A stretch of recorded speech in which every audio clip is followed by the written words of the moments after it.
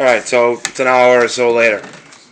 And now, you got it boiled down nice. It doesn't look thick or anything like that. You know what I mean? You don't want to, you can't have a finished product before it's finished.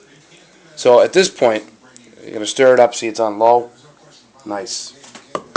It's on low. At this point, you want to put in some thickening agents. Now, the green spices, as I mentioned before, the basil, don't put it in at the beginning. Don't put the garlic in at the beginning. Firstly, the green spices, if you put them in at the beginning, they change flavor profile, they get black, it looks gross, yada.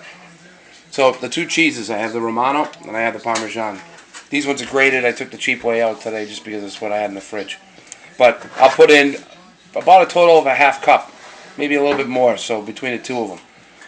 And I'll put that in here, stir it in, let that go for a couple, 5 more minutes. And then, this nifty thing, I'm going to try to sell it to you now like the guy sold it to me. But actually, no, I'm not. But this is a Argentinian, European type grater that you, instead of chopping the garlic up, you just grate it on here and then you subtract all the stuff and put it in. So you put the garlic in now at this point.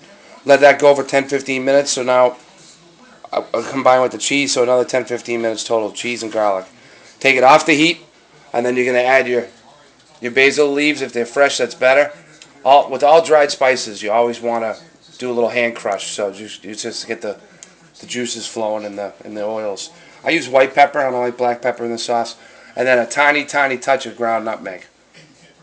And, cinnamon some people put, but you got to put a tiny bit. Don't overdo it.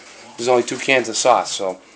And then, this is the master marinara. So from here, I like pork in it. I like chicken in it.